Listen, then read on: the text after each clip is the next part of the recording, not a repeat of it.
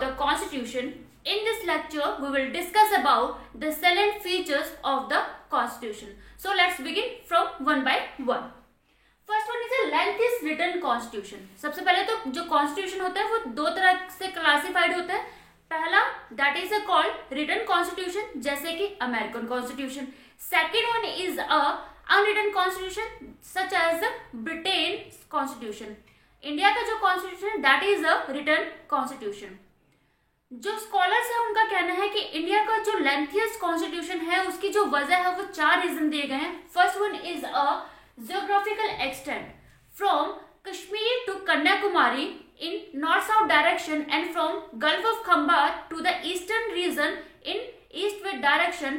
India has a vast area. जिसकी वजह से क्या है कि सभी सेंटर को स्टेट को कवर करते करते इसकी जो लेंथ है वो बढ़ गई है. सेकेंड वन है historical background.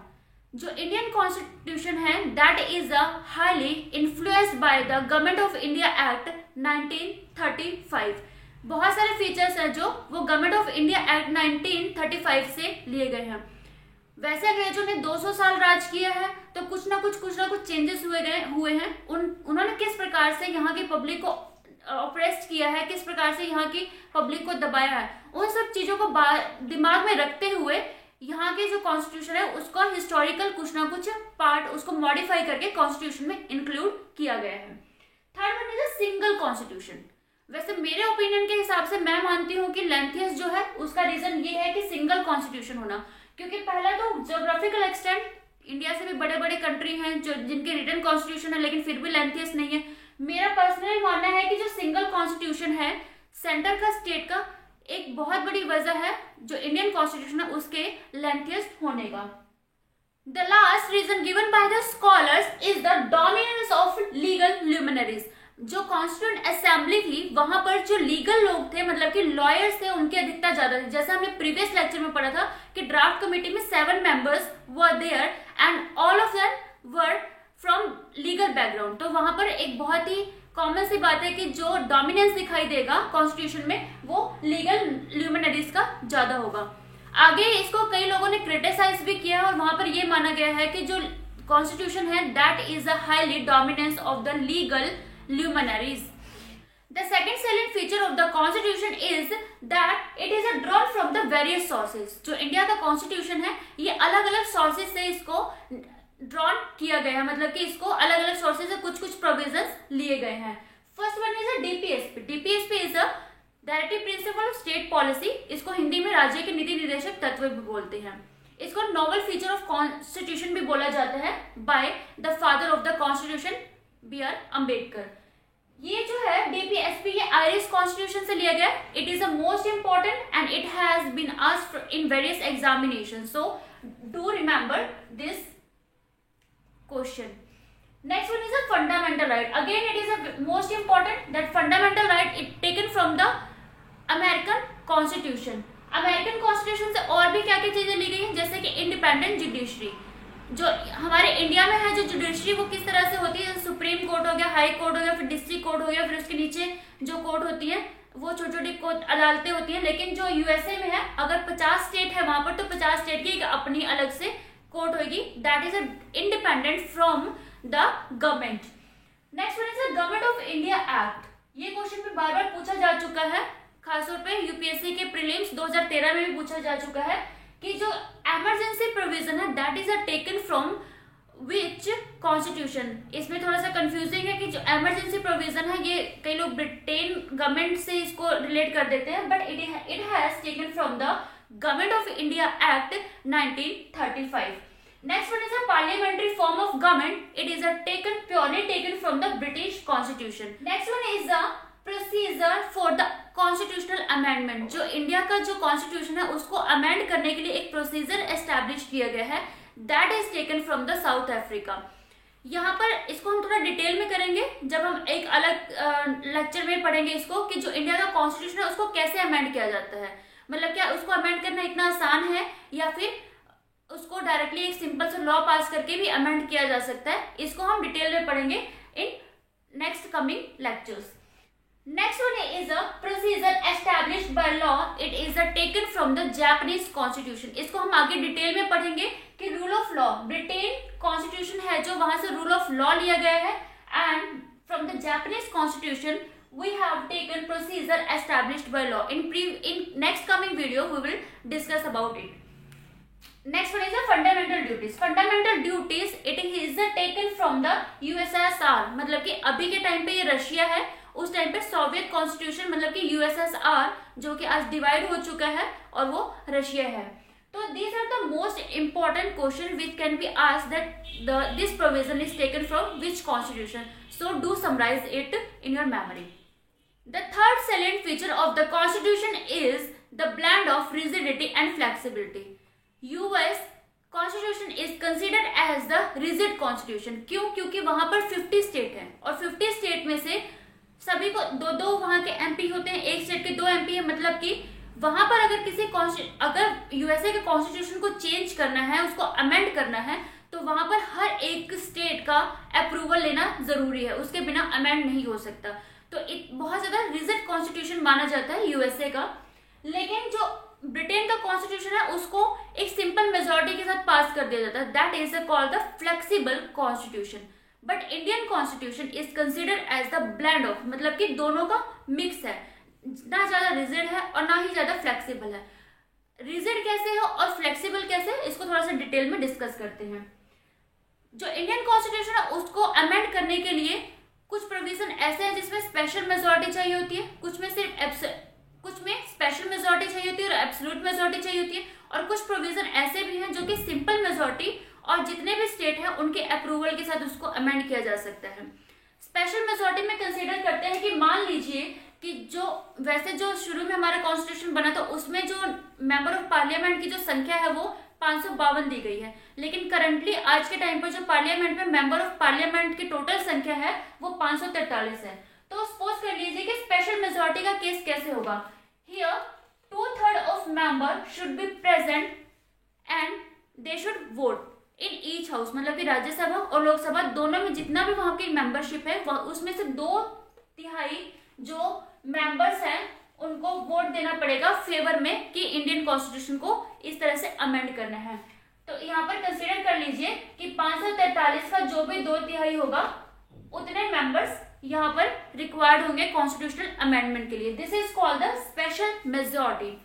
Next one is absolute majority. Absolute majority में क्या है कि 51% of member should be present and vote in each house. मतलब कि जो टोटल मेंबरशिप है जैसे कि 543 है उसमें से 51%, मतलब कि 51% ऑफ 543 जितना भी होगा इतने मेंबर्स रिक्वायर्ड होंगे वोट देने के लिए अगर कॉन्स्टिट्यूशनल अमेंडमेंट को लाना है.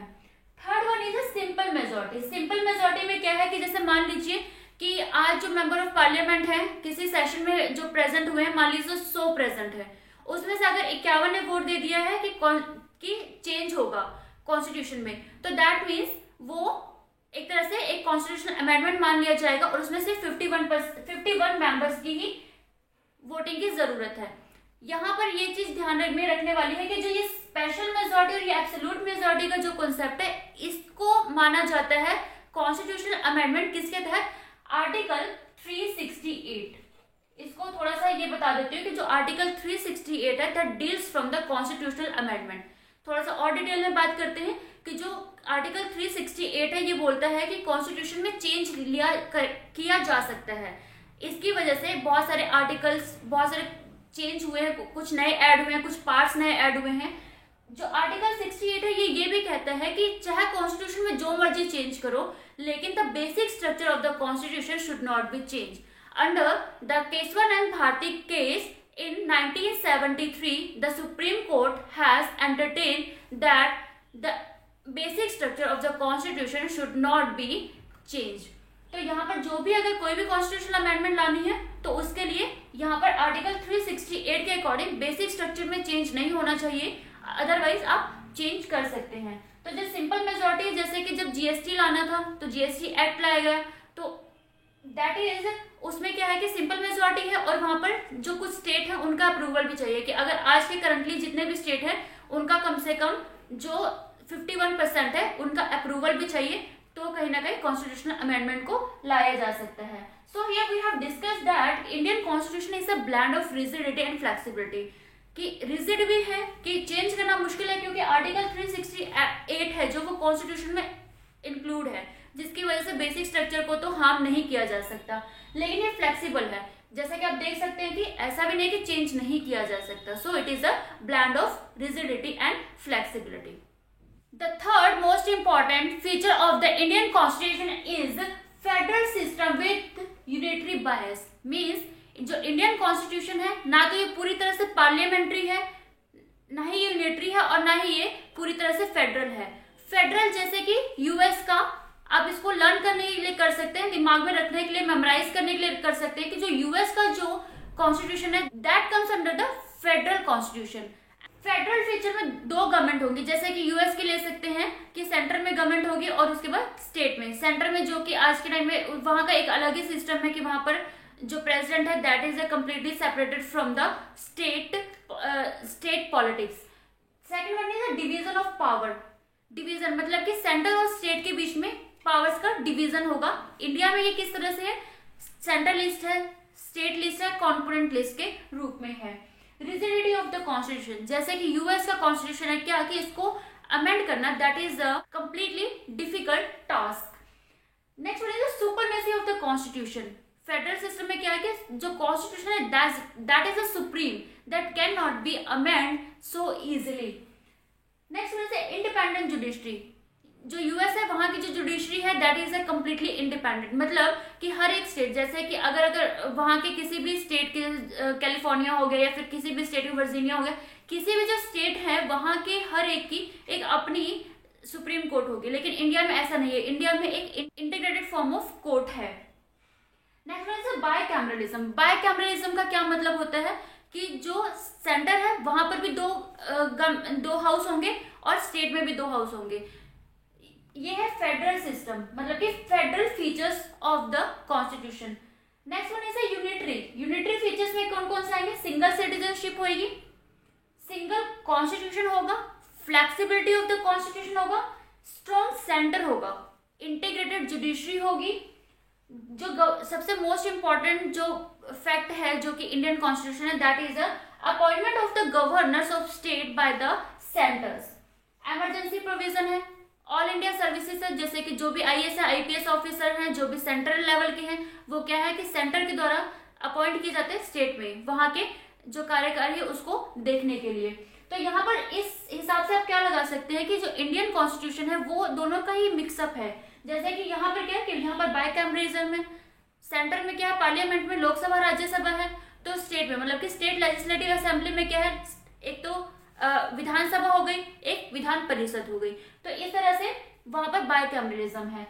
इंडिपेंडेंट जुडिशरी, यहाँ पर भी इंडिया में इंडिपेंडेंट जुडिशरी किस हिसाब से, क्योंकि आर्टिकल 124 से लेके article 147 part 5 of the constitution has completely defined the formation of the supreme court. That means what कि इंडियन कॉन्स्टिट्यूशन में इस चीज को असाइन किया गया है अलग से कि ये वाले जो है यहाँ पर सुप्रीम कोर्ट की सुपरमेसी होगी।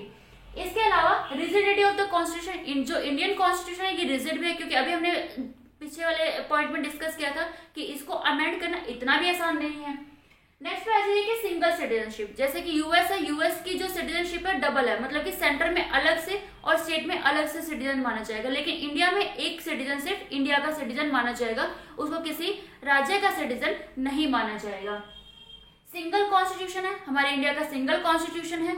उसके अलावा फ्लेक्सिबिलिटी ऑफ द कॉन्स्टिट्यूशन, हमारे इंडिया का जो कॉन्स्टिट्यूशन है दैट इज अ फ्लेक्सिबल, इसको मॉडिफाई किया जा सकता है, इसको अमेंड किया जा सकता है। स्ट्रॉन्ग सेंटर है, यहाँ पर सेंटर स्ट्रॉन्ग है। In the case of the emergency, मान लो कि किसी तरह की इमरजेंसी आ गई है, नेशनल इमरजेंसी है, फाइनेंशियल इमरजेंसी है, फिर स्टेट इमरजेंसी, तो उस टाइम पर सारी के सारी जो पावर्स होती है, चाहे वो कॉन्करेंट लिस्ट की हो चाहे वो स्टेट लिस्ट की हो, सारी की सारी ट्रांसफर हो जाती है सेंटर को। इस टाइम पर जो सेंटर होता है वो सबसे ज्यादा पावरफुल हो जाता है। That means what, strong centre. Integrated judiciary, यहाँ हमारे इंडिया में जो जुडिशरी है दैट इज इंटीग्रेटेड, मतलब कि the highest judiciary is a supreme court, next one is a high court, उसके बाद डिस्ट्रिक्ट कोर्ट आ जाते हैं, उसके बाद लोक अदालतें आ जाती है, उसके बाद धीरे धीरे छोटे छोटे लेवल पर कुछ कुछ अदालतें आ जाती हैं। तो इस तरह से क्या इंटीग्रेटेड है, मतलब कि अगर सुप्रीम कोर्ट है तो उसके नीचे नीचे एक हायरार्की बनती आ रही है। गवर्नर का जो अपॉइंटमेंट है वो सेंटर के द्वारा है, ठीक है। उसके बाद इमरजेंसी प्रोविजन और ऑल इंडिया सर्विसेज। तो इस तरह से हमने क्या यहाँ पर देखा है कि जो इंडियन कॉन्स्टिट्यूशन है that is a federation, that is a federal system but unitary also. इसको जो आर्टिकल, जो पहला पार्ट है कॉन्स्टिट्यूशन का, first part of the constitution from article 1 to 4 describe that India is a union of state. यहाँ पर जब union of state का कहने का क्या मतलब है कि वैसे तो देखने में ये लग रहा है कि union of state that means word कि जो राज्य है उनका संगठन है, लेकिन यहाँ पर एक चीज क्लियरली डिफाइन की गई है कि जो यूनियन ऑफ स्टेट है इसका क्या मतलब है कि पहला रीजन, जो पहला पॉइंट है वो ये इंप्लाई करता है कि जो इंडियन कॉन्स्टिट्यूशन है that is not a agreement of state, मतलब कि ये कोई राज्यों का कोई एग्रीमेंट नहीं है कि आपने जब चाहा आप उससे एग्रीमेंट से अलग हो गए। दूसरा ये है कि कोई भी जो राज्य है वो इस फेडरेशन से अलग नहीं हो सकता है, means no state can secede from this federation, that means किसी को भी इस चीज की इजाजत नहीं है। तो जो इंडियन कॉन्स्टिट्यूशन है वैसे हम यूनियन ऑफ इंडिया बोलते हैं, ना कि फेडरेशन ऑफ इंडिया, क्योंकि ये पर्टिकुलरली मेंशन है कि इंडिया जो है this is a not a outcome of agreements between the states. Hence, we can say that Indian Constitution is a federal in system but unitary in its spirit.